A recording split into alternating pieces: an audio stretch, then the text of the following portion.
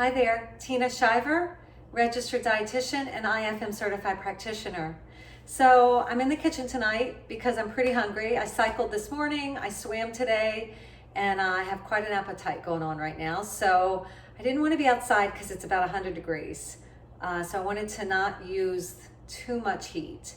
However, I did want some salmon because I wanted some really good omega-3 and some good protein.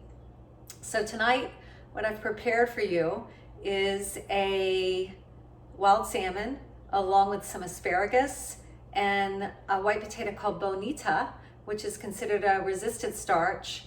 And what's gonna make this dish is the wonderful mango salsa that I put together. So I've already put it all together and I'm gonna take you through how I prepared it.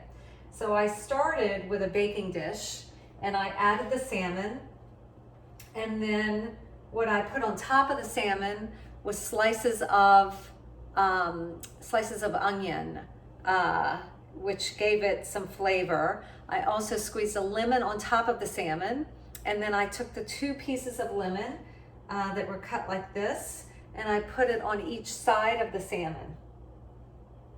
Then what I did is on each side of the salmon, I also put the asparagus, and I put olive oil on the asparagus, put it in the oven, and baked it at 350 until it became very flaky.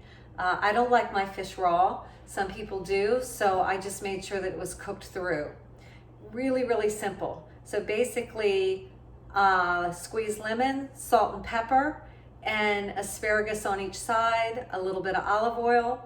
Then I took some bonita, and the actual bonita looks like this, the sweet potato.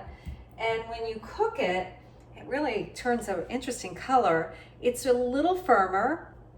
As you can see, it's much chewier because it is considered a resistant starch, which means that it bypasses your small intestine. So you're getting a lot of really good fiber. It's really good for diabetics. It has a lower glycemic load, lower glycemic index, as well as it helps to not allow your body to secrete so much insulin. So it's really, really good. So we have that, and what I put on the bonita is some pecan oil. I have never seen this in the store. I don't know how I've missed it, but there is pecan oil. I found it at a butcher shop, and I believe it's from California. So I drizzled a little bit on the bonita, and then I roasted that. And again, it took a little bit longer. So you want to start with cooking the white sweet potato before you start cooking the salmon and the asparagus. So then what I did is I chopped up some mango and some red pepper and some hot peppers from my garden. They're coming out like crazy. And then I added about a lime and a half. I squeezed the lime and a half in here.